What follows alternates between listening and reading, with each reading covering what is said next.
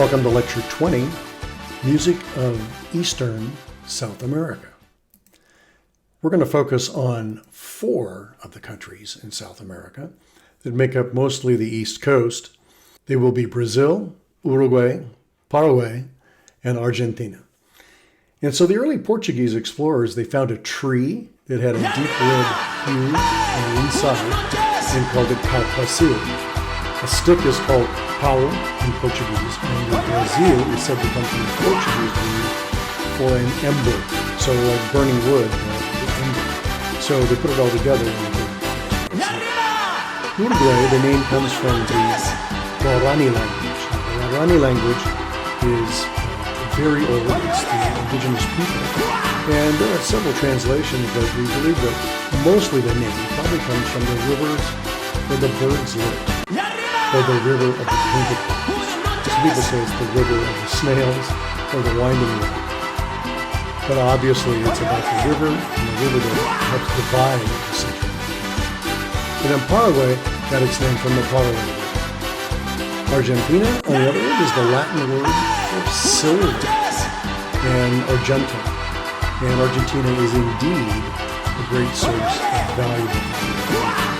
So Brazil encompasses the various regional musical styles influenced by Africa, Europe, and the Amerindian folks, so the indigenous peoples. And you can see this is the largest country in Brazil with many different regions. In the north, it's mostly the Amazon jungle. And then most of the people live right along this coastal area. And some, of course, in this central area, which is a little more moderate in temperature and in climate. And they developed some unique and original styles. We'll focus only on the samba, the bossa nova, and the coro. There are many, many more, but these have become famous around the world. And samba has become the best form of Brazilian music worldwide, especially because of the country's carnival, which we'll talk about in a moment. And then bossa nova has received much attention since the 1950s, when the song Desafinado was interpreted by João Gilberto and first released. And this helped fuel the Latin music craze in the late 1940s and the early 1950s. So let's look at the 3 styles. Samba is the origins in African drumming, and people were transported to Brazil from Africa to work as slaves in the mines and on the sugar plantations. And of course, they brought aspects of their musical culture with them, much like they did all over the Caribbean and in the Atlantic and in North America. But it plays a huge role, as I was mentioning earlier, in the Brazilian carnival celebrations. So like Mardi Gras in New Orleans, Carnival is a huge party that takes over the streets in the week or so leading up to Lent.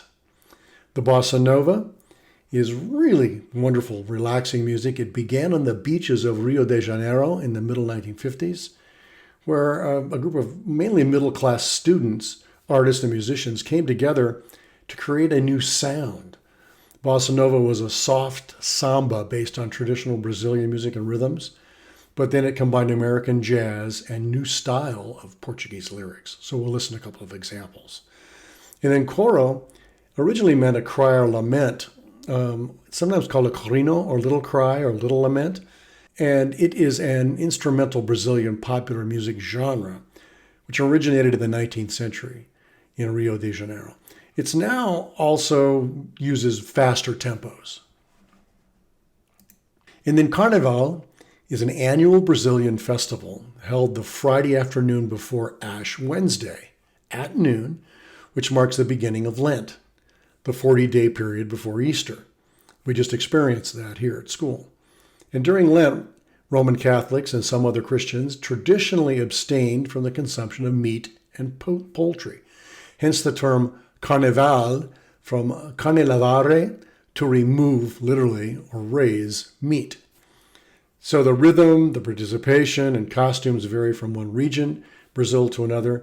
In the southeastern cities of Rio de Janeiro and Sao Paulo and Vitoria, there are huge organized parades and competitions led by samba schools, each with its own distinctive rhythm and immense floats. We get to look at a video of some of that. Uruguay is really very important, one of the smaller countries in South America. And its most distinctive music can be found in the tango and the candombe. Both genres have been recognized by UNESCO as an intangible cultural heritage of humanity, which is really kind of nice. The folk guitar and song forms derive from Spanish and Italian traditions, and they related to similar forms found in many American countries. So the two styles, the tango, it's a distinctive tango dance, and the corresponding musical style of tango music began in the working class port neighborhoods of Buenos Aires in Argentina and Montevideo in Uruguay, on both sides of the Rio de Plata.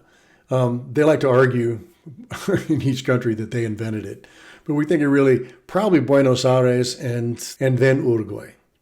It has a Cuban, Spanish, and African influence and is a partner dance. Then the cumbia, it started with an African dance which came to Colombia originally through the slave trade and was adopted by the culture in Uruguay. It's originally envisioned as the fusion of three cultures that you already know: the Spanish heritage with the African slaves present together with the indigenous peoples. Then Paraguay is the landlocked country next to Bolivia in the central part of South America. And the indigenous people, the Waorani, have been living in eastern Paraguay for at least a millennium before the arrival of the Spanish. The Paraguay River was roughly the dividing line between the agricultural Waorani people to the east and the nomadic and semi-nomadic people to the west in the Gran Chaco.